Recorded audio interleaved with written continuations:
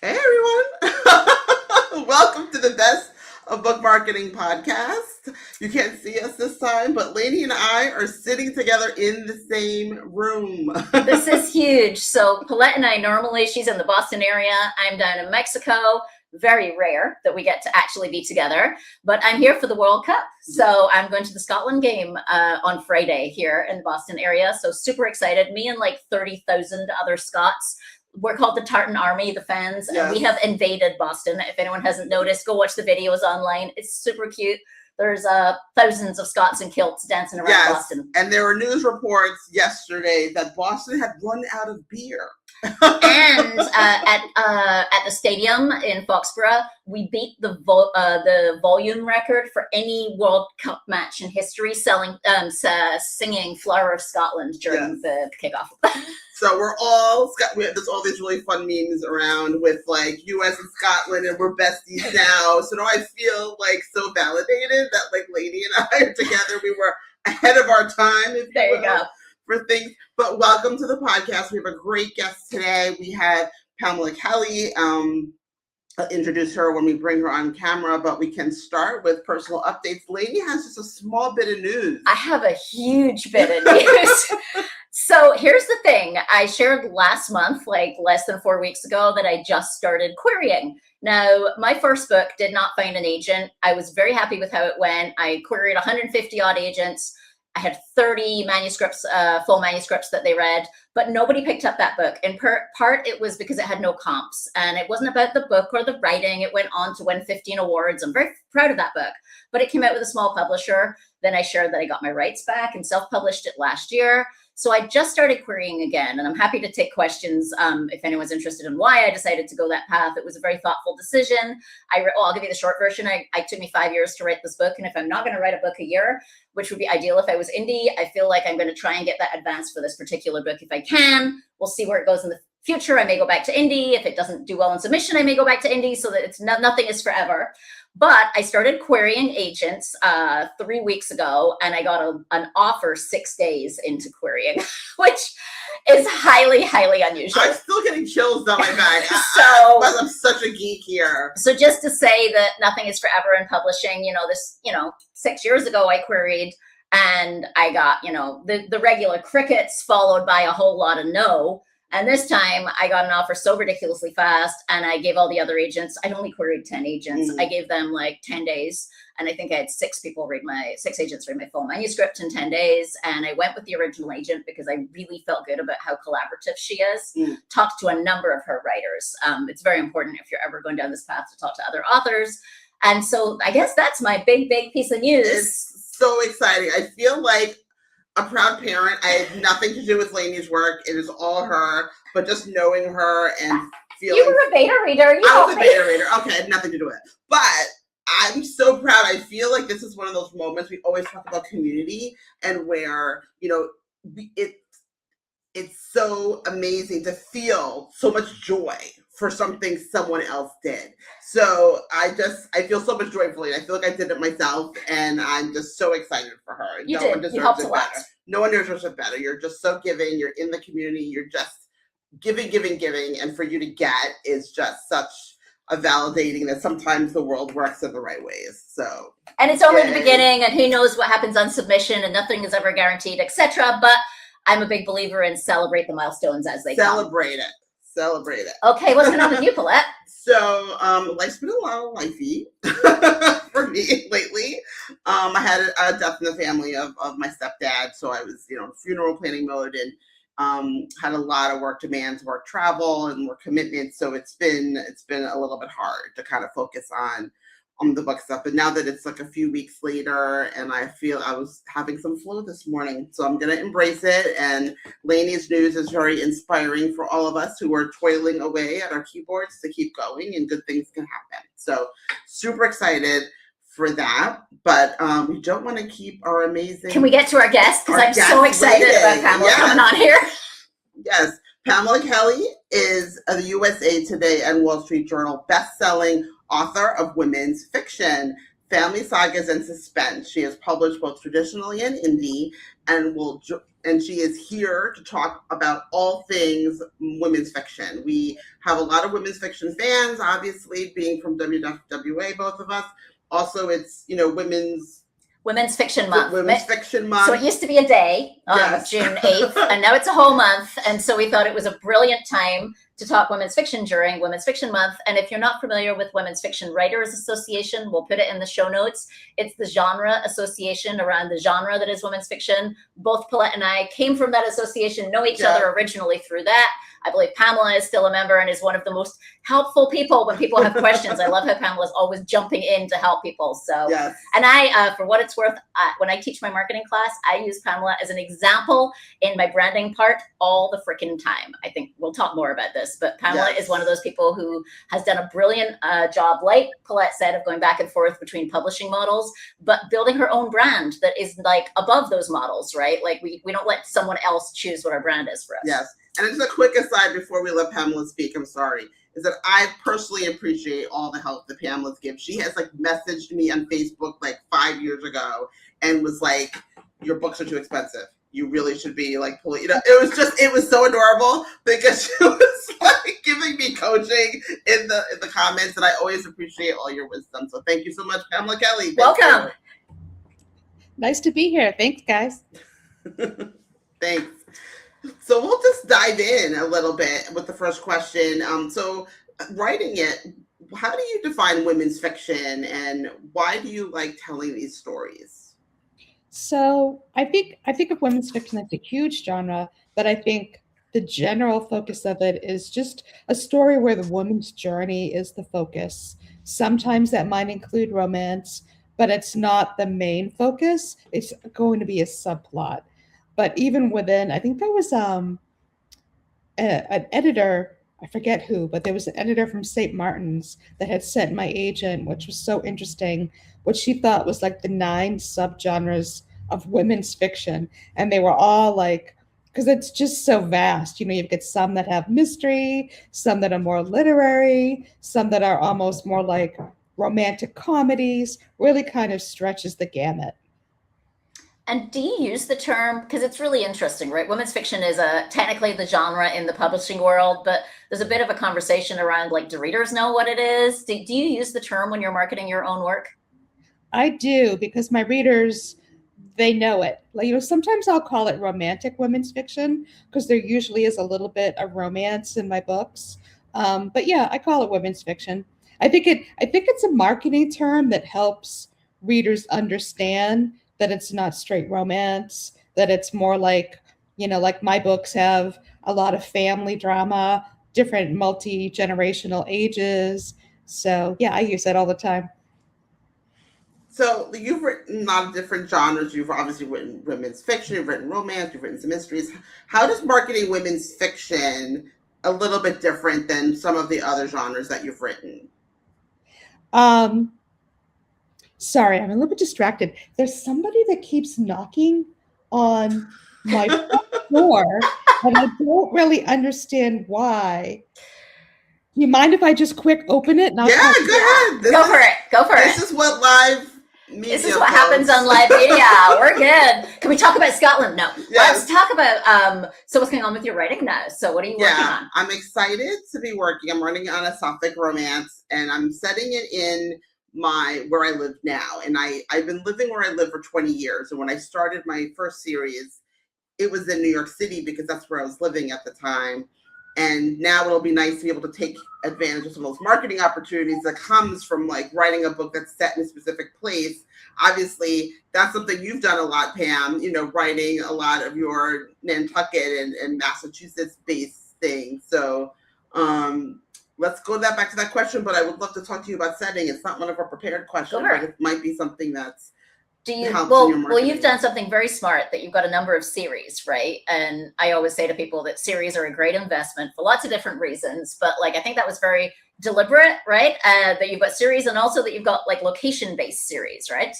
Yeah, so it's kind of interesting. So the Nantucket Inn, I did have hopes my only hope with that book was that it was going to do well enough that I could write a second book, and that it, my intention that it would be part of a series, because I came out of romance where everything is series.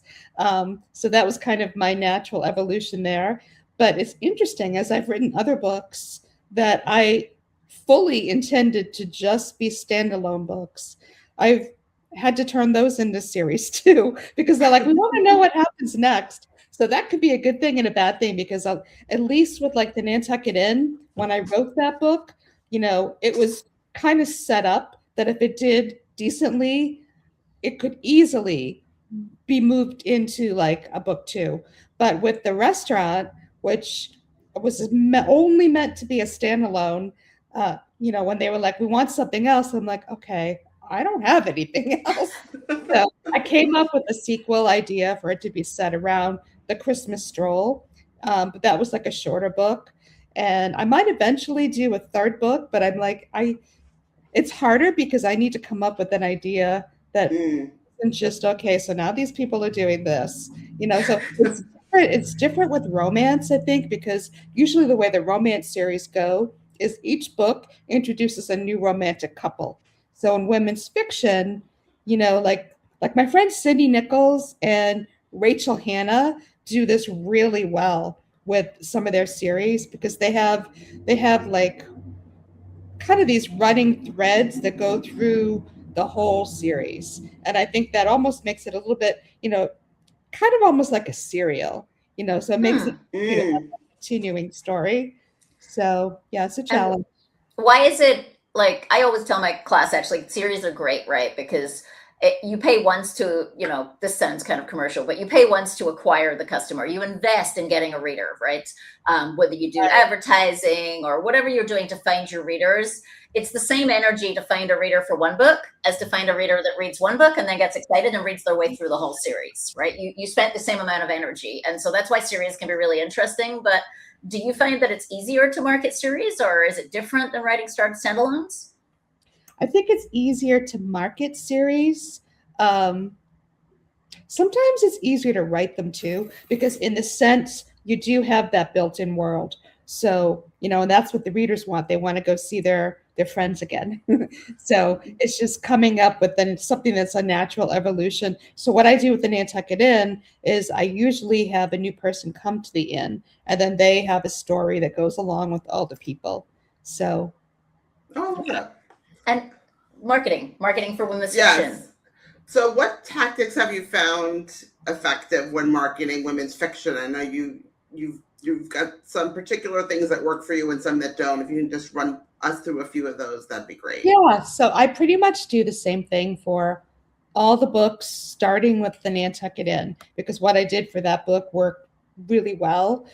So I do Amazon ads, starting with that first book, and that was critical to that book taking off the way that it did, because I had, so, the one thing that I think is helpful, talking about comps, I read really widely in this area of women's fiction, so I knew who my comps were, and I kind of had this idea, well, two things. There weren't any indies in women's fiction really when I wrote that book. They weren't in Kindle Unlimited. Because a bunch of my friends were like, well, how come you're not going in Kindle Unlimited? I'm like, well, because that's not where my research tells me that people are buying the books. And it's showing that they were buying them wide. So I'm like, I'm going to do that.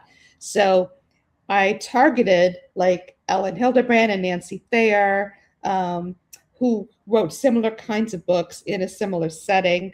And then I looked at tone and the kind of book. So for me, that was like Debbie Maycomer, a similar, because you have to look at, even though it's women's fiction, you still kind of have to look a little bit at like the heat level. And my books are no spice. So Debbie Maycomer made sense. So I had a list of like 10 to 15 very, very relevant authors.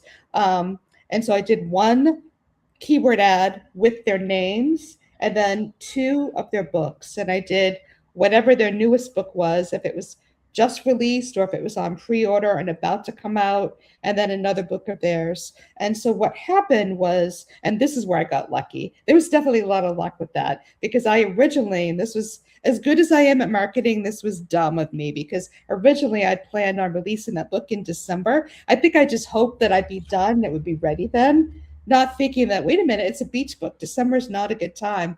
Fortunately, it wasn't ready. And I waited until that book is 100% ready until I put a pre order up. And I did a really short pre order. And I think I released it April 19th. So I had like a 2 week pre order. And it just worked really well because it helped to target the right readers, get the visibility with those readers. So a lot of times, a ad that you're going to do during a pre-order period won't necessarily generate a ton of sales, but it gets you that visibility. And if you have, it's a marketing, you know, rule that a lot of times people need to see something like 7 times before they actually take action. So if they're seeing it, then, I always see this with my pre-order ads. The minute that book goes live, the ad improves tremendously. Because a lot of people, they just wait for it to go live instead of pre-ordering it. So I do that. And then what I also do is once it goes live, I add more ads. Like, so one thing I did, I have a book that just released just about a week ago, last Tuesday. So I went and I checked those ads this morning, and this is what happened to me with the Nantucket Inn, which was interesting. I start with really small budgets. If you've targeted really well and the book is selling, you're gonna get a little notification that it's out of budget. So I got that notification, and with the Nantucket Inn, it totally freaked me out because I was doing $15 a day, and it notified me that it wanted me to jump to like $50 a day. And I'm like, oh my God, no, that's ridiculous. I didn't have the budget for that. So I went up a little bit. And then I just kept inching it up, and it was always profitable. So that's the thing I look at. So this morning I looked at the ads I have on Nantucket Second Chances, and I had that notification on some of them. But the ads are all profitable. So I went ahead and I said, okay, I just agreed to, whatever it wanted to bump it to. So I do that. And then I usually will add some Facebook ads. I actually haven't done that yet, only because the publisher has some going. But now I'm going to add a Facebook ad. So the whole goal with me when I have a release is I want sales to go like that, have a steady increase.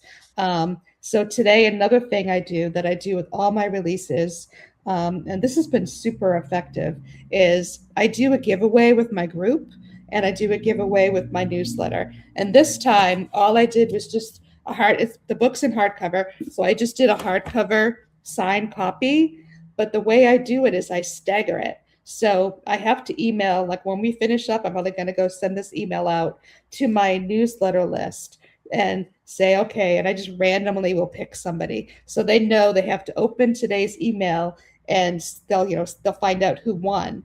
But what I did was when I sent that email out a couple days ago, I think it was Monday, I said, okay, this is my giveaway. And as you guys know, the reason I do one for the newsletter list is because back when I first started doing these, some of these people were complaining and that they're sad. They're like, you're doing this giveaway, but we're not on social media. We're not on Facebook. They're not. I'm like, oh, okay. So I do one for them, and I do one for I have a reader Facebook group. And so I told them on Monday, I said, come back Wednesday, you'll find out who won. But also, if you want another chance to win, join my Facebook group. And some of them do. So I have a flurry of people joining my Facebook group. And then the next day, Tuesday morning, I made a post in my Facebook group saying, you guys, I'm doing this giveaway. You'll have another chance if you're on my mailing list. So join. Nice. So I'm kind of sending people both places. And the goal with that is I just want to maximize and make sure I'm getting those 7 touches. So what I do, though, in the Facebook group that is so awesome is I make my little spiel. I'm like, this is what you're going to win. But I say, it would really help me out. I'd be so grateful if you would click this link. So I put a post on my Facebook page, not the group because my group is private. I put a note on my Facebook page, and it has all the links to all the different places where they can buy the book. And I said, if you could click this link and then click share, I said, that will help me spread the word. And so a bunch of them have. So that's a really effective thing that I do.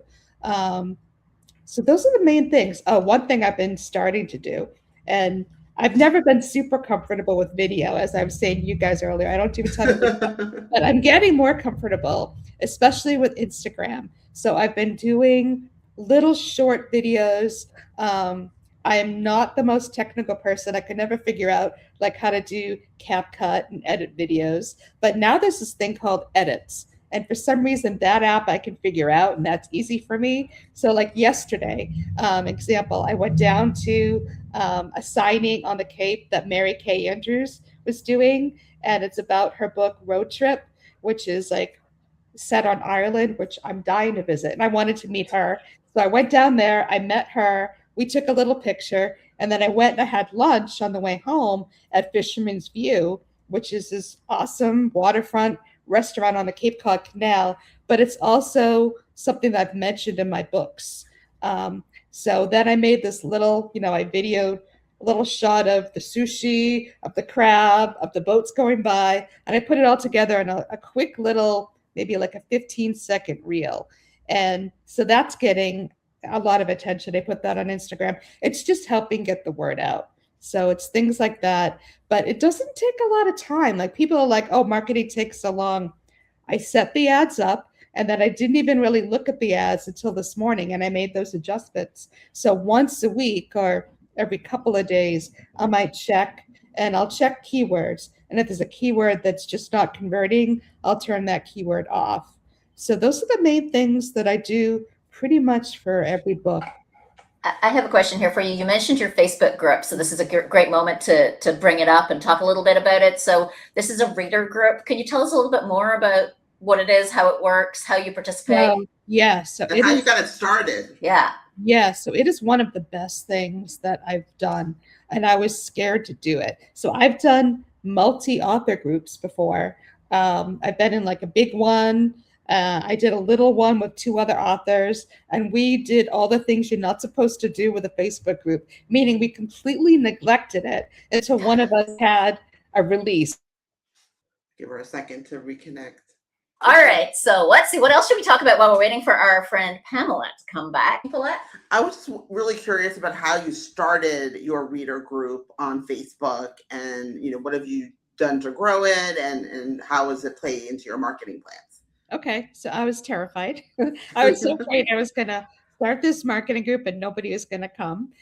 So what I did to kind of work up my courage to do it was I started posting. Plus, I think I mentioned I had started another one with a few other friends, and we just neglected it. We did all the things you're not supposed to do, which is we were never there. We only posted when we had a release.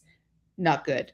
So engagement was horrible. So I started over. What I did was I started posting on my Facebook page every day. I would just post something little. And usually it was just, oh, I just read this book. It's really good. Or, I just went to this restaurant, or here's a picture of Nantucket, or whatever. It was always something, but it wasn't salesy. I would do a ratio of maybe 90 to 10. I would do like 9 posts, and then I might be like, oh, have you picked up my new book yet? Or I'm having a sale or whatever. So, but I did that just, I would almost always ask a question because that helps with engagement. So I'd be like, I would do at least once a week. I'd be like, so what's everybody reading this week? I'm reading blah, blah, blah.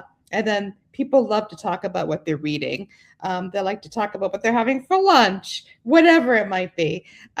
So I did that for about 6 months. And I started noticing that I started having more followers on my Facebook page because I was getting more engagement. Facebook was encouraging, I guess, whatever they do behind the scenes to have people, join and follow. So then I decided to start the group. So I set up the group. And then I posted on my Facebook page and I emailed my newsletter list. And I said, you guys, I've started a private Facebook group where we can chat about all things relating to my books, what we're reading. You'll see covers ahead of time. I'll do special giveaways just for the group. I wanted to try to sell the benefit of joining the group. So they were going to get stuff that everybody else wasn't going to see, and it's a private group. So by putting that on my page and my newsletter, I had a lot of people, or like a small amount of people, more than 5 joined at the beginning, and that's all I cared about. And then what I started doing was I started posting daily in that group. And the way I've always approached my reader group is I just post short things as I think of them. Nothing's ever scheduled ahead. Um, I think of them the way I think of what would I share with my friends, things that I find interesting that my friends might find interesting. So, like, one thing I will probably go post in my group because I think it's so cool. I think I mentioned you guys earlier. They're actually filming for a movie here in my hometown right now. So that's the kind of fun thing. I would just put a link that shows some pictures. Hey, look what's going on in my hometown. How cool is this? Do any of you guys watch that show? So that gets a little bit of engagement going. So when I started the group, I made it a point to post every single day, and I would usually do it like first thing in the morning, and it seriously takes like less than 5 minutes because I'll just post something quickly and then I'm on my way, and then I'll check back. Well, I get notifications too on Facebook, so I'd get if I get a notification that somebody has commented, I might go take a look. But I usually look like maybe once or twice a day when I'm just in between other things and I have a few minutes to kill. So this Facebook group does not take much time at all. I have no helpers for it. I do have one tip though. And this is because I had a friend whose group suddenly got shut down. 'Cause, weird Facebook things happen. I have my sister as an admin. So if something happens and I get booted off Facebook or whatever, I can maybe get in that way. So that's that's clever. That's a really really good thing, smart, yes. smart tip. Thank you. That's Yeah, because these things do get closed down. You just never know. Another tip that I do that's kind of fun, and this is a surprising thing, is I have 3 questions that I ask when people join the group. And I always ask just because I'm nosy and I want to know, how did you hear about the group? And that's how I found out. And this is crazy. A couple years ago, by mistake, when I was making an audio, I left in the back matter on the bottom that said, hey, join my Facebook group. And that's what I put in all my books. I put a link to the Facebook group, and that helps drive people to the group. So I get a lot of people that way. I didn't think in audio that anybody would pay any attention to back matter, so I never put anything in. I started getting when I had a new audio release, and I started getting like an unusually high amount of people joining the group. And in my question, they're like, audio, just listen to the audio. I'm like, are you kidding me? So that interesting. Yeah. So people listen to the back matter in your audio. It's so funny you just said that because I just finishing my audiobook this week and I was having to edit one of the files because it was a little too long, the retail sample. I could probably, even though it's not me, I could probably go record. Hi, everybody, it's Paulette. Come, whatever. Come join me wherever. Come interesting. join my newsletter or whatever. That's a great tip. Add a little file there for like 10 seconds. But I make a point that it's so I think I just put 1 or 2 things. So I'll say, join my Facebook group, or go to my website and give the website address, because you don't want to overwhelm people. But I was surprised they listen at all. So that was nice. So the other question I'll ask is, what's your favorite book of mine? Because that's always interesting to know. But then the last question I ask is super. I get a lot of good information, and I get mailing list signups. So I say, what other authors do you love to read besides me? Guess what I use that information for? Marketing. Facebook ads or Amazon ads. I'm also nosy, but also it helps me know, like, oh, I should maybe be targeting these people with my ads. But then I also say, if you would like to be notified about my next releases, get on my mailing list. Just drop your email and I'll add you. So I get people daily that are saying, sure, add me. And then I just pop their email on my mailing list. So that's a great way to get people to join your list. It's really effective. So you really spend, sorry, I was gonna say, you've been talking about, you really spend a lot of time on Amazon. Not a lot of time. I love that you said earlier that it doesn't take a lot of time, but you do Amazon ads, Facebook ads, you've got your group. Is there anything you used to do that you've tried and realized wasn't worth your time and energy? Yeah. I used to do newsletter swaps. Where you'd mention anywhere from 1 to 3 other books that are coming out. I stopped doing that probably 5 or 6 years ago because my readers, I wasn't getting good feedback from them. They weren't excited about that. And unless you're doing one person, what I found is, especially if you have varying price points, if you have 3 people you're mentioning in a newsletter, one is a full price new release, one is a 99-cent sale book, and one is a free book.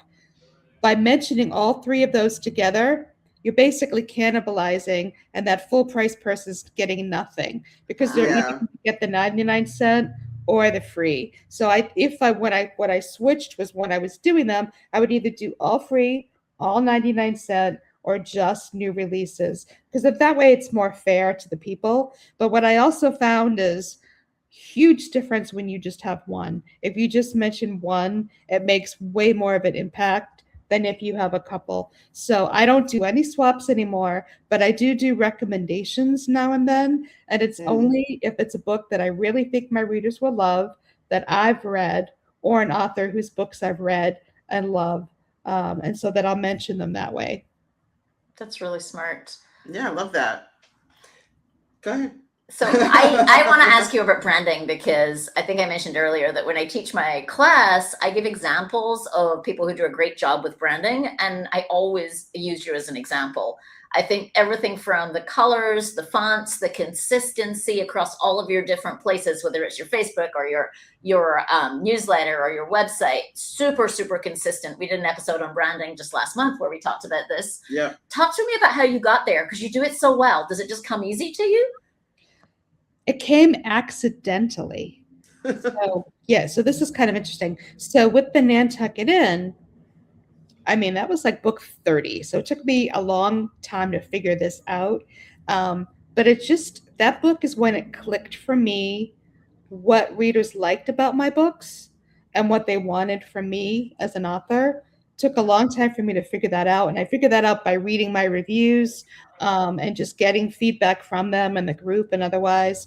They basically wanted me to do more of that same feeling in the next books. So once I really leaned into that and tried to ensure that not that the stories are going to be the same, but that the experience they get from the Nantucket Inn is what they're going to get from me in my next book. And once I did that, so I think I released 3 books in a row in that series over a couple months apart, 3 to 4 months apart for each one. And then I did a standalone that I did still kind of loosely connect.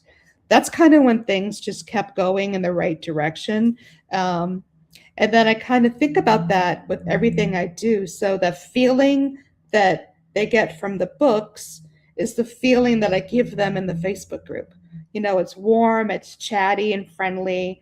And that's kind of what I try to do with my social media. So I think of branding not so much about the fonts and the colors, although you do want to have consistency there. But I think about it more about the feeling that you're going to get from the books.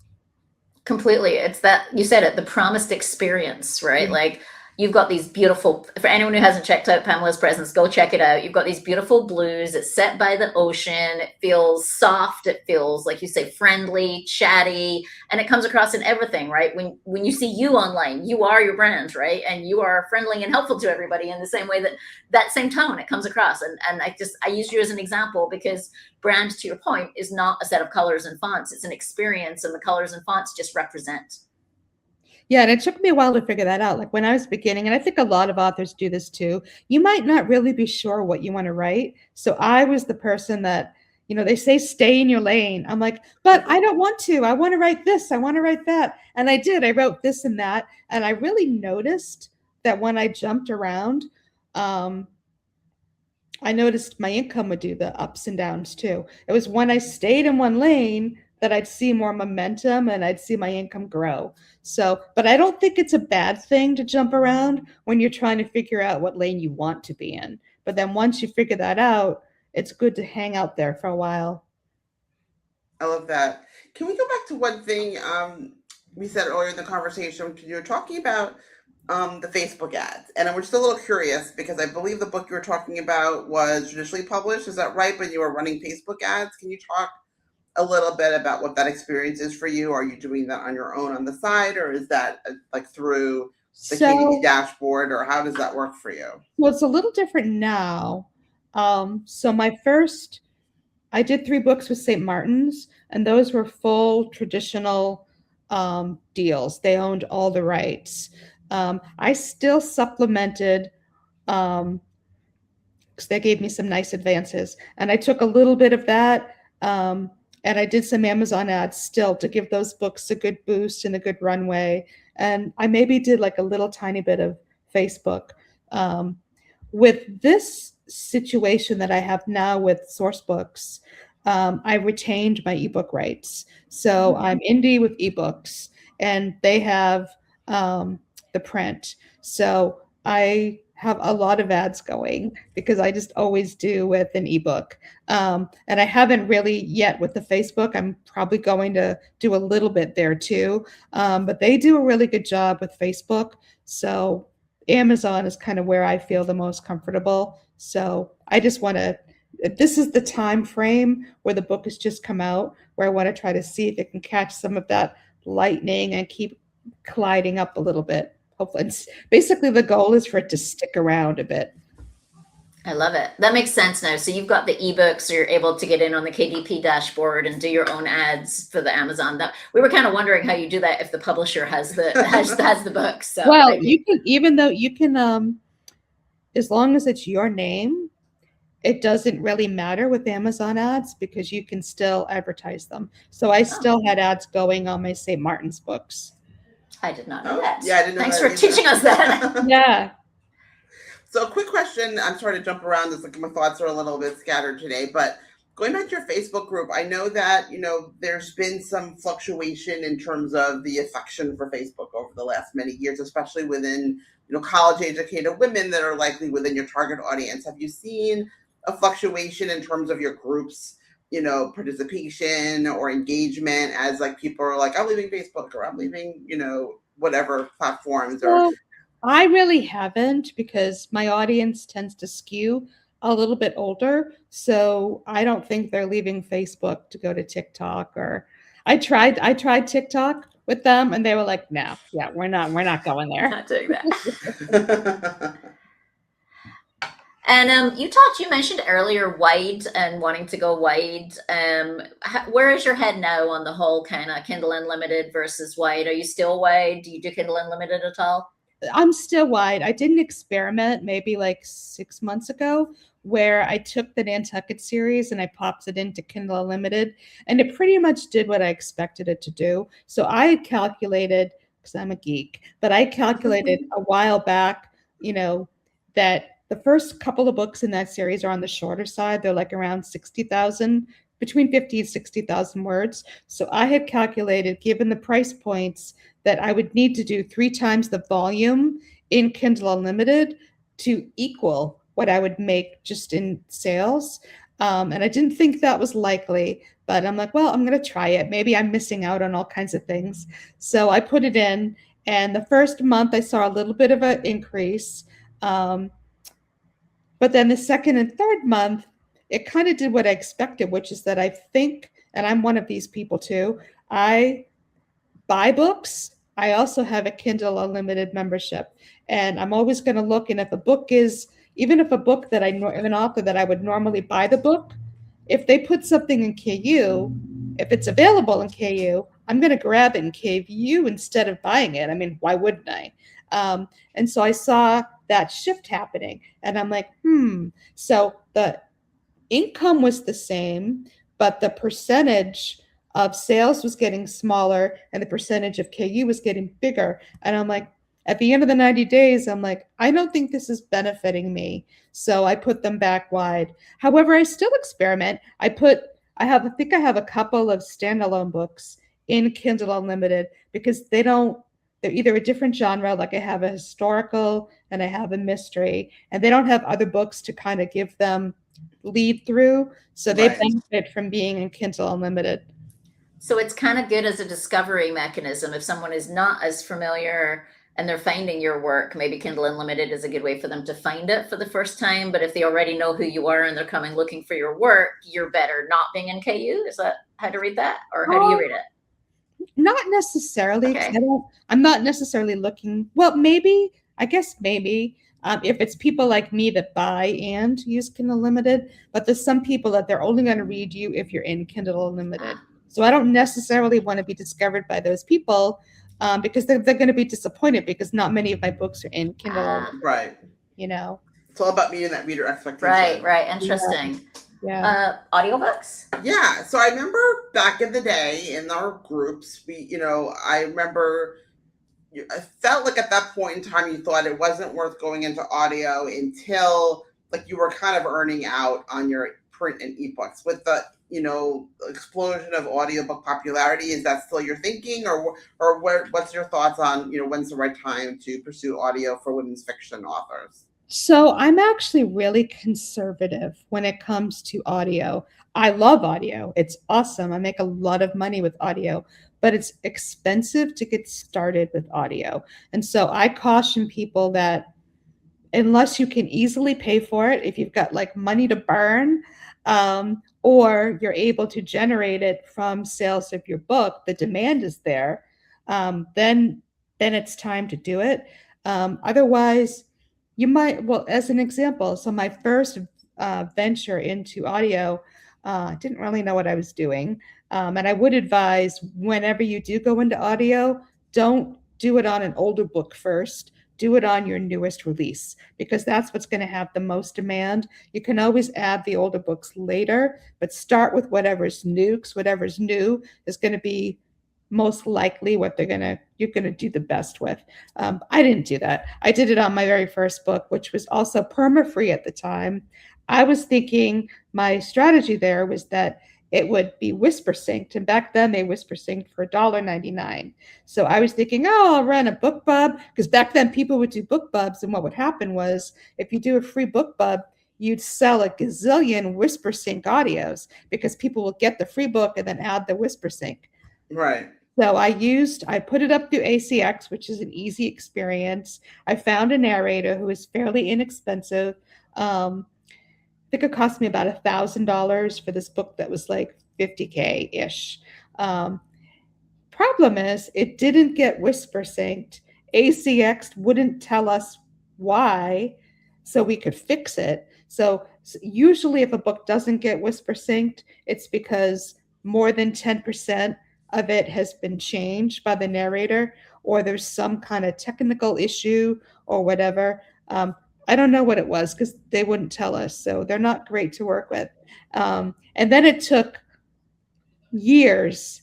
It didn't earn that money back for years. It wasn't until I released the Nantucket Inn, which sold at a much, much higher level. And I had people asking for the audio that I'm like, all right, I'm going to try it again. I was also given the advice to do 2 books at once because they said if you do audio, people like to binge, so they want to see that you have other books available. So my first women's fiction book wasn't actually the Nantucket Inn. That's just the first one that did really well. My first book was Nashville Dreams, and that didn't take off. And this is another reason why I did wide. So that one I released in Kindle Unlimited. I had been writing sweet romance, and what happened was, and I let all those sweet romance readers know, hey, I've got this women's fiction. You guys might love it. So they were excited. They grabbed it. The problem is they didn't read women's fiction really. So the Amazon algorithm never showed that book to women's fiction readers. So it never got beyond the small audience of which was much smaller. Come to find out, I didn't realize how much smaller the sweet romance audience was compared to women's fiction. So what I did was when I released the Nantucket Inn, I took Nashville Dreams out of KU and I put it wide and I linked to it in the back of the Nantucket Inn. So when people finished the Nantucket Inn, I didn't have another book out yet. I didn't have anything on pre-order yet, but I had Nashville Dreams that they could go to. So I had a narrator do both books kind of at the same time, and I put them up at the same time, and that turned out to be a good thing. And we have two more questions for you because I know we got to be cautious of your time and our time here. But my first question is, we've got a lot of of our listeners who are kind of their debuts, their first books coming out, especially in the women's fiction space. If you look back and you kind of say, well, what advice would I give to me back then when I was much earlier in my career? Like, what do you normally advise people who are starting out, maybe launching their first women's fiction novel, in terms of like either mistakes to avoid or things to make sure they do? So I would do exactly what I did with the Nantucket Inn, because when I shifted gears, it was like starting over with the Nantucket Inn, because everything before that was sweet romance and my one women's fiction that got lost in Kindle Unlimited. So I wouldn't necessarily say they have to start wide. I think Kindle Unlimited is fine. There's a lot of women's fiction authors there now. I might even say it might be easier to start there because it's easier to get noticed and you get that rankings bump. But I would tell anybody, I would do exactly what I did.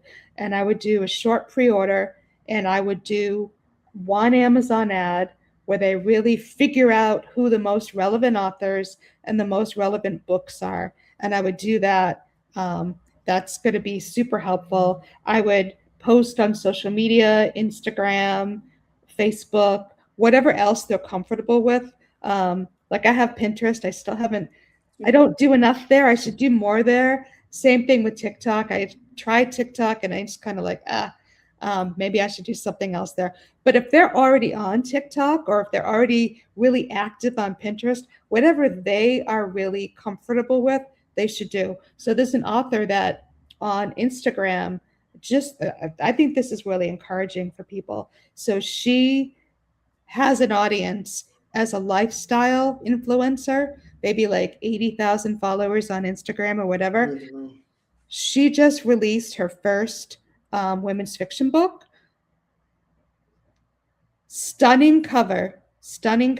And I think that's another thing I would say to them. Make sure they have a cover like Paulette, yours are gorgeous. Make sure they have a cover that really gets attention and communicates the genre, and do some advertising. Her book has really done well. And last question, because we're getting kicked out of our room here. Last question is, for those who are not familiar with your work and who might be hearing about the Nantucket series or your new book that came out last week for the first time, like, where should they start? If someone is not familiar with your work, where should they start? What should they read first? Tell us a little bit more. So they could start with the book that just came out last week, which is Nantucket Second Chances. It's a mother-daughter story. It's about a woman whose marriage implodes. She finds out she's pregnant on the same day that her husband asks her for a divorce because he's having an affair with a young receptionist who's also pregnant. They could start with that. That's hardcover. If they wanted to start with soft cover, paperback, they could do either the Nantucket Inn, which is the first in the series, or the paperback of the Nantucket Restaurant just came out. And that's my overall top selling book. And that only has one other book behind it. Sometimes people don't want to read a series of a bunch of books. So depending whatever they're in the mood for, standalone or the Nantucket Restaurant or the Nantucket Inn. Awesome. And we will put in the show notes all the links to get to your Facebook group if people would like to join, your website, your books. I just want to say a huge thank you. This is really helpful. Women's Fiction Month. Lots of us are still working it out, and I learned a ton. There are a number of things you said there that I did not know. So thank you. Oh, I'll say one final tip. Do large print. If you're going to do print anyway, do large print. There's a lot of readers for it. Interesting. Right. Okay. Thank you so much, Pam. Thank you so much. We owe you for joining us. Thank you. Bye. Bye.